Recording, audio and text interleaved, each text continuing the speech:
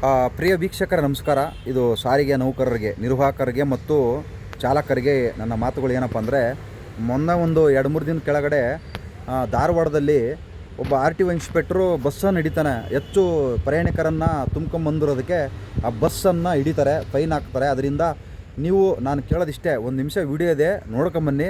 ಏನು ಮಾಡಬೇಕು ಈ ಥರ ಹಿಡ್ದಾಗೆ ದಯವಿಟ್ಟು ಹೇಳ್ತೀನಿ ನಿಮಗೆ. ಅದನ್ನು ಕೇಳಿ ಸಮಾಧಾನ ಮಾಡ್ಕೊಂಡು ಕೇಳ್ಕೊಳ್ಳಿ.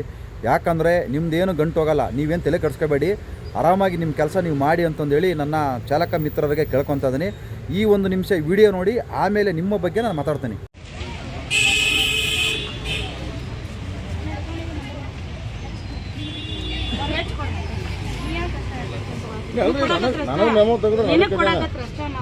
ನನಗೆ ಕೂಡ ರೀ ಡಿಪೋ ಮ್ಯಾನೇಜರ್ ಹೇಳಿದಾರೆ ಇಲ್ಲಿ ಕೊಡಕ್ಕೆ, ಹೋಗಿ ಡಿಪೋದಾಗ ಕೊಡ್ಬೇಕು ಡಿಪೋ ಮ್ಯಾನೇಜರ್ಗೆ. ಗಾಡಿ ಬಸ್ ನಿಲ್ಲಿಸಿರ ನಿಮ್ಮ ಮ್ಯಾನೇಜರ್ನ ಇಲ್ಲಿ ಕರೆಸ್ಬೇಕು, ಏನು ನಿಮಗೆ ಮಾತಾಡ್ಬೇಕು, ನಿಮಗೆ ಮಾತಾಡಿಸ್ಬೇಕು ನಿಮ್ಮ ಮ್ಯಾನೇಜರ್. ಮತ್ತೆ ನೀವು ಯಾಕೆ ಬಿ ಪಿ ಏರ್ಸ್ಕೊಳತ್ತಾನ? ಅಲ್ರಿ ಯಾಕೆ ಬಿ ಪಿ ಏರ್ಸ್ಕೊಳತ್ತ? ನನಗೆ ಕರೆದ್ರಿ ನೀವು, ಏನು ಕರೆದ್ರಿ? ಪರ್ಫೆಕ್ಟ್ ಮಾಡಿ ಬಸ್ಸು ನೀನು ತಾಬಾದಾಗಿದ್ದ ನಿನ್ನ ಮಾತಾಡಿಸ್ಬೇಕಾ? ನನ್ನ ಮಾತಾಡ್ಸಿ ಯಾಕೆ ಟೆನ್ಷನ್ ತಗೊಂಡು ಹೊಡ್ಕೊಂಡ್ರೆ ನಿಲ್ಲಿಸಿ. ಯಾವುದು ನಿನ್ ಫಸ್ಟ್ ನಿನ್ ತಪ್ಪದಾಗಿಲ್ಲ, ನಮ್ಮ ತಪ್ಪ ನಾ ಹಂಚಿನಿ. ನೀವು ಹೇಳಿ ನಾವು ತಪ್ಪು ಏನ್ರಿ ನಿಮ್ಮ ಕಾಲಮರಿ ಬಿಡ್ರಿ ನಮ್ನ. ಏನ ಮಾತಾಡಬೇಡ, ಮಾತಾಡಬೇಡ, ಬಡದ ಗಿಡದ ಮಾತಾಡಬೇಡ. ಯಾರು ಕಾಲ ಕಟ್ಟಬೇಡ. ನಾ ಹಚ್ಚೇನೆ ಅಂದ್ರೆ ಅಟ್ಟ ಕೊಡ್ರಿ, ನಾ ಹಚ್ಚಿಲ್ಲ ಅದನ್ನ. ನೀ ಹಚ್ಚಿಲ್ಲ ಅಂತ ನಾವ್ ಹೇಳಿವ.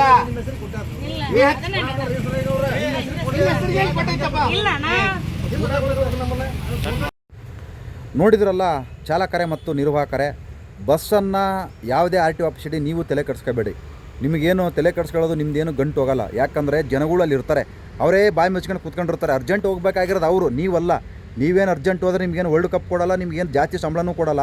ನೀವು ಆರಾಮಾಗಿರಿ. ಬಸ್ ಯಾವಾಗ ಹಿಡಿತಾನೋ ಹಿಡಿದ್ರೆ ನಿಲ್ಲಿಸಿ ಹೋಗಿ ಅವ್ರು ಏನು ಕೇಳ್ತಾರೆ ಅದಕ್ಕೆ ಉತ್ತರ ಕೊಡಿ. ನಿಮ್ಮದೇನು ತಪ್ಪಿಲ್ಲ. ಜನಗಳು ಬರಬೇಡ ಹತ್ತಬೇಡ್ರಿ ಅಂದರೂ ಕೂಡ ಹತ್ತುತ್ತಾರೆ, ಅವರು ತಪ್ಪದು. ಜನಗಳು ತಪ್ಪು, ಸರ್ಕಾರದ ತಪ್ಪು. ಸರ್ಕಾರಗಳು ಹೆಚ್ಚುವರಿ ಬಸ್ ಬಿಡಲ್ಲ. ಇವಾಗ 2 ಬಸ್ ಹೋಗೋ ಕಡೆ 1 ಬಸ್ ಬಿಡ್ತಾರೆ, 1 ಬಸ್ ಹೋಗೋ ಕಡೆ ಬಸ್ಸೇ ಇರಲ್ಲ ಅಲ್ಲಿ. ಆ ರೀತಿಯಿಂದ ಜನಗಳು ತಮ್ಮ ಊರಿಗೆ ಹೋಗಲೇಬೇಕು, ಕೆಲಸಕ್ಕೆ ಹೋಗಲೇಬೇಕು. ಅದರಿಂದ 50 ಜನ ಹೋಗೋ ಬಸ್ಸಲ್ಲಿ 150 ಜನ ಹೋಗ್ತಾರೆ, ಏನೂ ಮಾಡೋಕ್ಕಾಗಲ್ಲ. ನೀವು ಸಾರಿಗೆ ಇನ್ಸ್ಪೆಕ್ಟ್ರ್ ಹಿಡಿದಾಗ ತಲೆ ಕೆಡಿಸ್ಕೋಬೇಡಿ, ಆರಾಮಾಗಿ ಕೂಲಾಗಿ ಉತ್ತರ ಕೊಡಿ. ಅವ್ರು ಏನಾರು ಒಂದು ನೋಟಿಸ್ ಕೊಡ್ತಾರೆ, ಅದನ್ನ ಇಸ್ಕೊಳ್ಳಿ. ಜೆರಾಕ್ಸು ನೀವು ಇಟ್ಕೊಳ್ಳಿ, ಮತ್ತು ಒರಿಜಿನಲ್ಲು ನಿಮ್ಮ ಡಿಪೋ ಮ್ಯಾನೇಜರ್ ಕೊಡಿ. ನೋಡಪ್ಪ ಈ ಥರ ಫೈನ್ ಹಾಕವ್ರೆ, ಕಟ್ಕೋ ಅಂತಂದೇಳಿ.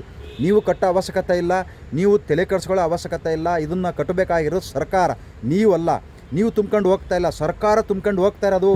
ನೀವೆಲ್ಲ ತುಂಬ್ಕೊಂಡು ಹೋಗ್ತಾ ಇರೋದು, ನಿಮ್ಮದಲ್ಲ ಬಸ್. ಅದು ಸರ್ಕಾರದ ಬಸ್ಸು, ಸಾರ್ವಜನಿಕರ ಬಸ್ಸು. ಅದರಿಂದ ಸಾರ್ವಜನಿಕರ ಬಸ್ಸಲ್ಲಿ ಸಾರ್ವಜನಿಕರು ಹತ್ತಿರ್ತಾರೆ, ಏನು ಮಾಡೋಕ್ಕಾಗಲ್ಲ. ಇದು ಭಾರತ ದೇಶ, ಕರ್ನಾಟಕ. ಯಾಕಂದರೆ 1 ಬಸ್ಸಲ್ಲಿ 50 ಜನನೇ ಹೋಗೋಕ್ಕಾಗಲ್ಲ. ಯಾಕಂದರೆ ಬಸ್ಸಿನ ವ್ಯವಸ್ಥೆ ಸರಿ ಇಲ್ಲ. 1 ಬಸ್ಸು ಬರುತ್ತೆ, ಬರೋದೇ ಇಲ್ಲ. ಅರ್ಜೆಂಟ್ ಊರಿಗೆ ಹೋಗ್ಬೇಕಾಗಿರುತ್ತೆ, ಇನ್ನು ಕಾರ್ಯಕ್ರಮಗಳು ಹೋಗ್ಬೇಕಾಗಿರುತ್ತೆ, ಇನ್ನು ಎಲ್ಲೋ ಶುಭ ಕಾರ್ಯಕ್ರಮಗಳು ಹೋಗ್ಬೇಕಾಗಿರುತ್ತೆ, ಮತ್ತು ಕಚೇರಿಗಳಿಗೆ ಹೋಗ್ಬೇಕಾಗಿರುತ್ತೆ. ಎಲ್ಲರೂ ಹೋಗ್ಬೇಕಾಗುತ್ತೆ. ಎಲ್ಲರೂ ಗಾಡಿಗಳು ಇಟ್ಕೊಳ್ಳಲ್ಲ, ಎಲ್ಲರ ಹತ್ರ ಕಾರ್ ಇರೋಲ್ಲ, ಎಲ್ಲರ ಹತ್ರ ಬೈಕ್ ಇರೋಲ್ಲ. ಅದರಿಂದ ಬಸ್ಸಲ್ಲೇ ಹೋಗ್ಬೇಕಾಗುತ್ತೆ. ಅದರಿಂದ ನೀವು ಮತ್ತು ಡ್ರೈವರು ಮತ್ತು ಕಂಡಕ್ಟರ್ ತಲೆ ಕೆಡಿಸ್ಕೋಬೇಡಿ. RTO ಇನ್ಸ್ಪೆಕ್ಟರ್ ನೋಟಿಸ್ ಕೊಟ್ಟರೆ ಆ ನೋಟಿಸನ್ನು ನೀವು ಜೆರಾಕ್ಸ್ ಮಾಡಿಸಿ ಇಟ್ಕೊಳ್ಳಿ. ಒಂದು ಒರಿಜಿನಲನ್ನು ನಿಮ್ಮ ಡಿಪೋ ಮ್ಯಾನೇಜರ್ಗೆ ಕೊಡಿ. ಆಮೇಲೆ ಅವನು ಅಯೋಗ್ಯ ಕೊಟ್ಟಿಲ್ಲ ಅಂದ್ಬಿಡ್ತಾನೆ. ಅವನು ನೀನು ಕೊಟ್ಟೇ ಇಲ್ಲ, ನಿನ್ನ ಮೇಲೆ ನೋಟಿಸ್ ಹಾಕ್ಬಿಡ್ತಾನೆ, ಡ್ರೈವರ್ ಮೇಲೆ ನೋಟಿಸ್ ಹಾಕ್ಬಿಡ್ತಾರೆ. ಭಾಳ ಎಚ್ಚರಿಕೆಯಿಂದ ಆ ನೋಟಿಸನ್ನು ಜೆರಾಕ್ಸ್ ಮಾಡಿ ನೀವು ಇಟ್ಕೋಬೇಕು. ಇಲ್ಲಾಂದರೆ ನಿಮ್ಮ ಕೈಲೇ ದಂಡ ಕಚ್ಚಿಬಿಡ್ತಾರೆ. ಅಂಥ ಅಯೋಗ್ಯ ಡಿಪೋ ಮ್ಯಾನೇಜರ್ಗಳಿದ್ದಾರೆ. ಅವು ಅಂದರೆ ಎಮ್ಮೆಗಳು ಇದ್ದಂಗೆ ಒಂಥರ ನಿದ್ದೆ ಅಂದ್ರೆ ಆ ರೀತಿ ಮಕ್ರುಗಳು ಏನೇನು ಗೊತ್ತಾಗಲ್ಲ. ಅಂಥವ್ರನ್ನ ಕರ್ಕೊಂಬಂದು ಮ್ಯಾನೇಜರ್ಗಳು ಮಾಡಿರ್ತಾರೆ, ಗೊತ್ತಾಯ್ತಾ? ಅದರಿಂದ ನೀವು ತಲೆ ಕೆಡಿಸ್ಕೋಬೇಡಿ.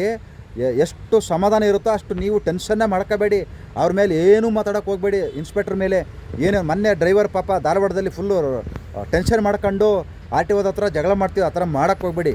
ಆ ಥರ ಮಾಡಲೇಬೇಡ್ರಿ. ನಿಮ್ದೇನು ರೀ ಗಂಟು ಹೋಗುತ್ತೆ? 58 ಜನ ಕೆಪ್ರುಗಳೇ ಸುಮ್ಮನೆ ಕುಂತಿರ್ತಾವೆ, ಒಬ್ಬರು ಉಸಿರೇ ಬಿಡಲ್ಲ. ನಾವಿಲ್ಲರೇ ಊರಿಗೆ ಹೋಗ್ಬೇಕು ಅಂತಂದೇಳಿ ಯಾವಾರ ಒಬ್ಬನಾರ ಮಾತಾಡ್ತಾನ? ಅಲ್ಲಿ ಕುಂತಿರ್ತಕ್ಕಂಥ ಪ್ರಯಾಣಿಕರು ಯಾವನಾರು ಒಬ್ಬ ಬಂದು ನಿಮಗೆ ಸಪೋರ್ಟ್ ಮಾಡ್ತಾನ? ಮಾಡಲ್ಲ. ನೀವ್ಯಾಕೆ ತಲೆ ಕೆಡ್ಸ್ಕೊಂತೀರಿ?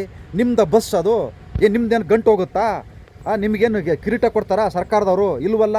38 ತಿಂಗಳು ಅರಿಯರ್ಸ್ ಕೊಟ್ಟಿಲ್ಲ, 3,000 ಕೋಟಿ ರೂಪಾಯಿ PF ದುಡ್ಡು ಹಾಕಿಲ್ಲ.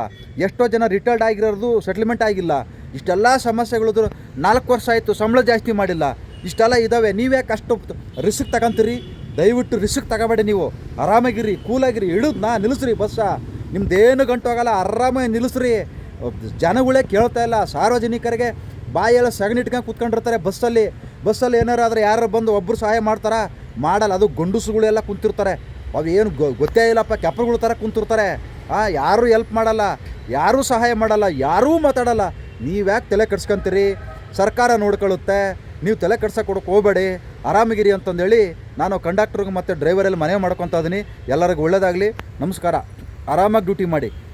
ಮತ್ತು ಏನಿವತ್ತು ಸಾರಿಗೆ ಇನ್ಸ್ಪೆಕ್ಟರ್ಗಳು ನೀವು ಹಿಡಿತಾ ಇದ್ದೀರಲ್ಲ, ಇದೇ ಥರ ಆ ಬಸ್ಗಳ ಮೇಲೆ ಚಪ್ಪಲಿ ಅಡ್ವರ್ಟೈಸ್ಮೆಂಟು, ಚಡ್ಡಿ ಅಡ್ವರ್ಟೈಸ್ಮೆಂಟು ಇದೆಲ್ಲ ನಿಮ್ಮ ಕಣ್ಣಿಗೆ ಕಾಣಲ್ವಾ? ನಿಮ್ಮ ಕಣ್ಣಿಗೇನು ಎಂಟ್ಕೊಂಡಿದ್ದೀರಾ? ದುರ್ಬೇಟ್ಕೊಂಡಿದ್ದೀರಾ? ಅದನ್ನು ತೆಗ್ಸಕ್ಕೆ ಹೇಳ್ರಿ.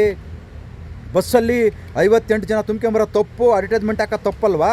ಸರ್ಕಾರಕ್ಕೆ ಮನವಿ ಮಾಡಿ, ಸರ್ ಈ ಕಡೆ ಬಸ್ಸು 3 ಬಿಡಿ, ಈ ಕಡೆ 4 ಬಿಡಿ, ಜನಗಳು ಜಾಸ್ತಿ ಇವೆ ಅಂತಂದೇಳಿ ಹೇಳ್ರಿ. ನೀವೂ ಸರ್ಕಾರಕ್ಕೆ ನೀವು ಯಾಕ್ರಿ ಸುಮ್ಕ ಇದ್ದೀರಾ? ನೀವು ಮನವಿ ಕೊಡ್ವಿ. ಕಂಡಕ್ಟರ್ ಡ್ರೈವರ್ ಮೇಲೆ ಯಾಕೆ ಕುಣಿದಾಡ್ತೀರ ನೀವು? ಎಲ್ಲರಿಗೂ ನಮಸ್ಕಾರ. ಆರಾಮಾಗಿ ಡ್ಯೂಟಿ ಮಾಡಿ, ಒಳ್ಳೆಯದಾಗಲಿ. ಯಾರಿಗೂ ತಲೆ ಕೆಡ್ಸ್ಕೊಳಕ್ಕೆ ಹೋಗಬೇಡಿ. ಎಷ್ಟು ಕೂಲಾಗಿರ್ತಾರೋ ಅಷ್ಟು ನಿಮಗೆ ಒಳ್ಳೆಯದು. ಸಮಾಧಾನ, ಶಾಂತಿ, ತಾಳ್ಮೆ ಇಂಪಾರ್ಟೆಂಟು ಚಾಲಕರೇ. ನಮಸ್ಕಾರ.